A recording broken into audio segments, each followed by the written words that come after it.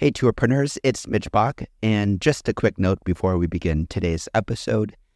Tourpreneur is currently sponsored by Google. We're thankful for their support of our community, and we are offering with them a completely free course helping you unlock the power and potential of Google's Things to Do program, which is specifically helping tour operators add their tours to Google in new ways that gives you new exposure and more direct bookings. To learn more, go to tourpreneur.com/Google. And as always, show notes, more resources, links to our newsletter, our business coaching community, and so much more are available on tourpreneur.com. Now to the episode. I feel like I'm starting over again for the third time. In 2012, I was getting ready, gung-ho, and then I was diagnosed with breast cancer. The following year, in 2013, again, I'm revving up, and then my boyfriend passed away suddenly. And I really had no clue after that if I was going to go forth because suddenly I had no passion for the business. This time it's a little bit different. I still do have passion. So I'm just kind of sitting back. I guess sit back, breathe, be grateful for what you do have. There's a lot of people, we don't have to be on the front lines out there exposing ourselves to this disease. Today's episode is brought to you by Checkfront, the booking platform trusted by over 5,000 tour and activity operators around the world. You can start your own free 21-day trial over at checkfront.com.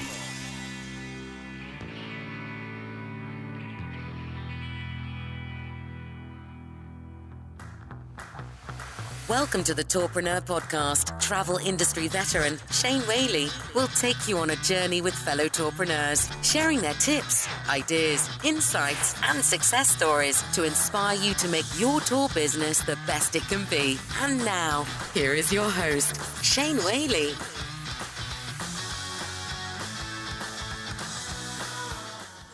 Hello and welcome to episode 72 of the Tourpreneur Podcast. You're joining us for another of our daily check-ins with a tour operator from around the world.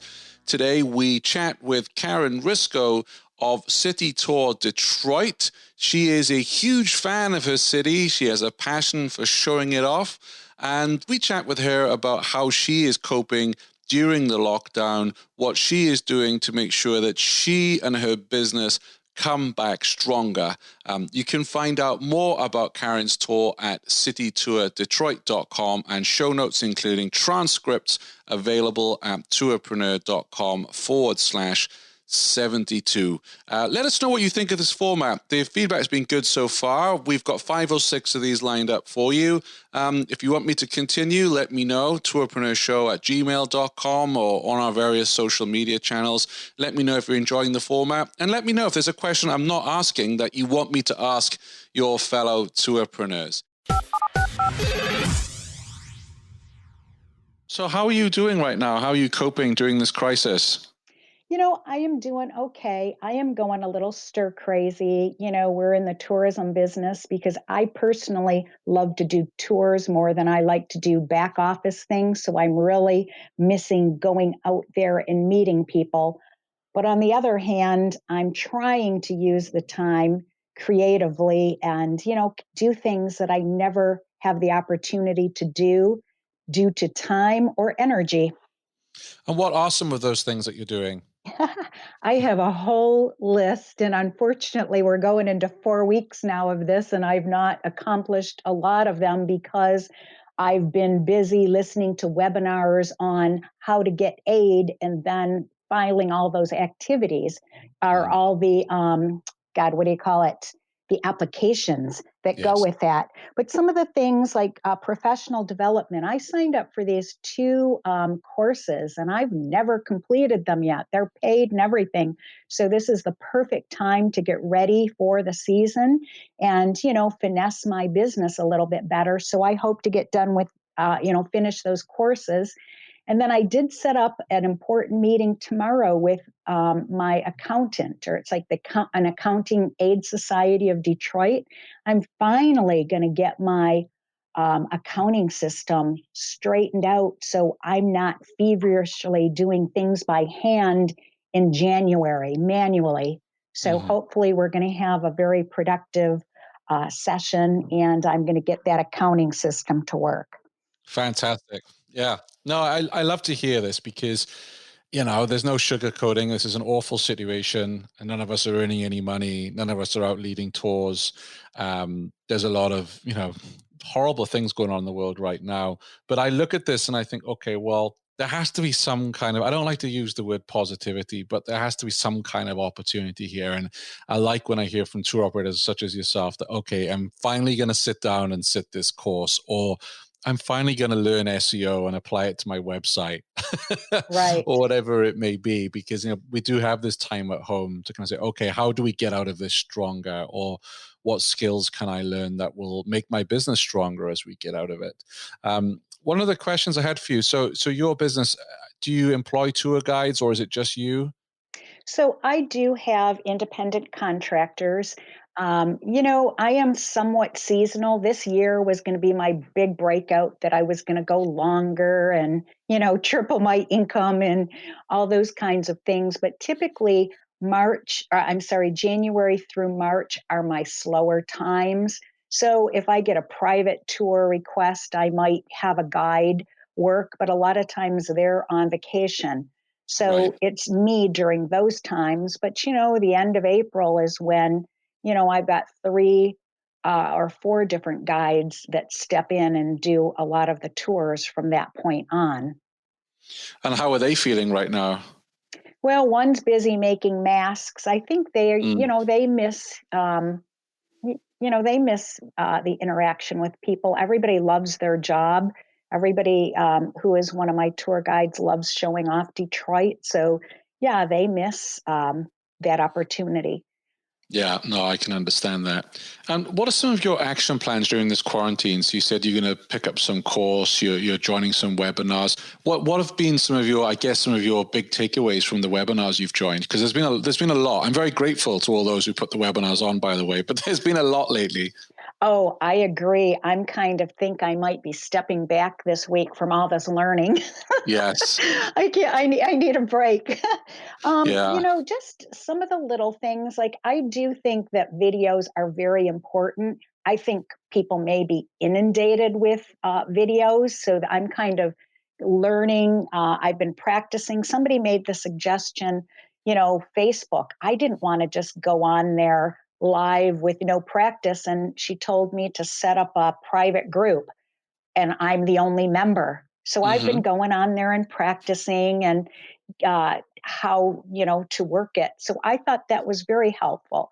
And then other webinars, a recent one that it was a summit. The first course in that told you about your financials and your income threshold, something that you should never go below. Well, of course, I have to build up back to that point, because it's usually February, March, April when, income's coming in for the summertime, and that really isn't happening right now. But, what is my income threshold going to be for the future? And then also, he mentioned about, oh my God, I can't remember the term, unearned revenue.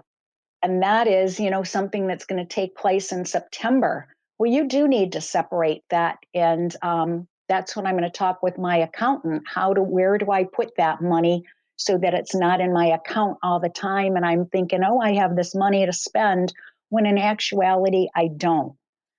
So was that someone saying that for your future bookings, selling that far out, and then is that what they meant by the unearned revenue? Or I believe that's right. what my takeaway is, that, it's really not income until you deliver the service. And it's a good point, because excuse me, I see a lot of tour operators. I just bought some myself, gift cards to help some tour operators out. But, at some point they need to be consumed. Right. I did not do anything yet and the gift cards. I'm not sure if they fall in that category or not, but they probably should be, especially if you're going to have expenses that come with it. If you don't spend it, then when you're ready to deliver that service, that you do have the money. I'm not a numbers person, so that's why I did find that seminar actually very helpful. Do you know what's funny is most tour operators I speak to, not many of us are numbers people. Right. But There's you a need few. to know it, Yeah. And that's the thing. Like, I'm admiring you for talking to your accountant and looking at this because, I could say a lot of there was a tour operator I was speaking to before this hit, and he was saying, "Oh yeah, I've been in business for 9 years. I'm only now hiring a bookkeeper." And I kind of looked at him and I said, "Really?" Oh. It's all this kind of, like you say, the back office work that none of us really enjoy doing because we want to be out leading tours. But I'm impressed that you're looking at the financial side of things, because that will put your business on a much stronger footing once we get out of this. Well, I appreciate that. And the people who who comment like on your Facebook page or in other groups, that they actually know, they can just figure out, what their income is for that particular day. I do admire those people. Unfortunately, I have no clue.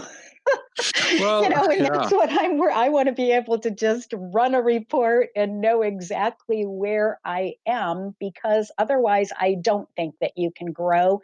And I'm tired of just going by the, hanging loose here. I want to be Yes. more professional. In fact, that was my goal this year for 2020. One of my business goals, just be more professional. And right before this happened, I cleaned up my basement where I have all my things. So I really didn't have to do cleaning during this time because I already got it done. Absolutely. And if we have any financial whizzes listening to the show today and you want to come on and share some best practices, Tourpreneurs, doors are open to you, because I do want to share, solid financial advice and, numeracy skills for those of us who are in the field, not theory, but things we can do in our business that will help us. So very much open to that. What is your message to a tour operator who's out there right now and feeling a little, very depressed and kind of upset and maybe thinking of packing in the business and doing something else? What would your message be, Karin? You know what? I think if you have to do something else for a while, go ahead and do it. And then once the passion comes back, I feel like I'm starting over again for the third time. In 2012, I was getting ready, gung ho, and then I was diagnosed with breast cancer. The following year, in 2013, again, I'm revving up. And then my boyfriend passed away suddenly. And I really had no clue after that if I was going to go forth, because suddenly I had no passion for the business. This time it's a little bit different. I still do have passion. So I'm just kind of sitting back. I guess sit back, breathe, be grateful for what you do have. There's a lot of people, we don't have to be on the front lines out there exposing ourselves to this disease.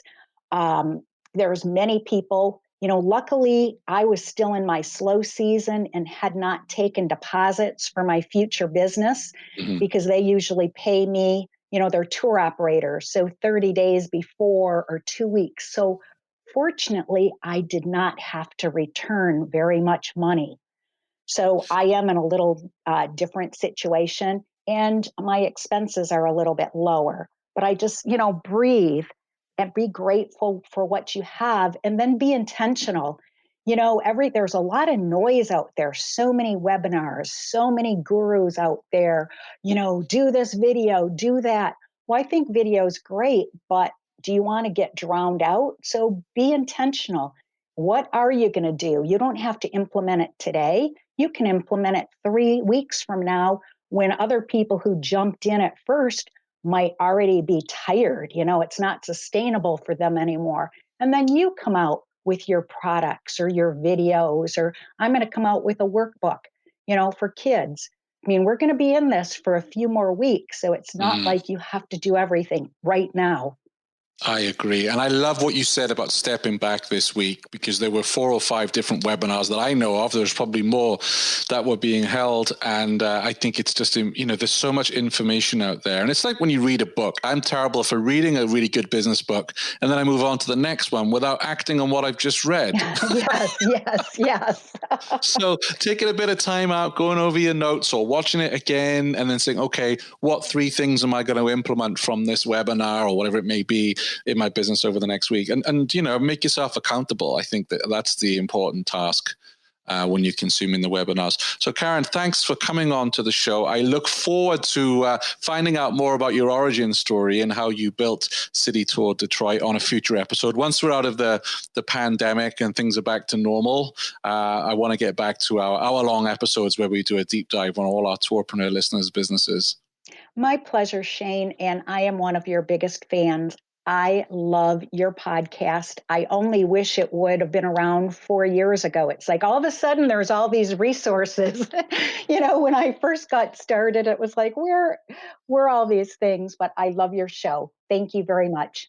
Thank you. You do raise an interesting point there about the resources, because I often say to people that tours and activities is the last bastion of online travel to be conquered. And everybody knows where to go to book a flight and where to get a hotel. But with tours and activities online, it's still very, very early. And I think there's all this attention on our sector and certainly money coming into the bigger OTAs, because it's like the gold rush to California when you think about it. Right. How many tours you can book online, and through all the different booking platforms, you can be online and take the booking without having to answer the phone. So that's why there's so much resource out there right now. And thank you very much for your kind words about the show. I love doing it. I love sharing the knowledge. And the goal is always for me, how do we flatten the learning curve? Well, you're doing it. Thank you, Karin. Thank you. Bye-bye. Thanks for listening to the Tourpreneur podcast. Be sure to visit tourpreneur.com to join the conversation and access the show notes, including links to the resources mentioned on today's episode. This is Tourpreneur.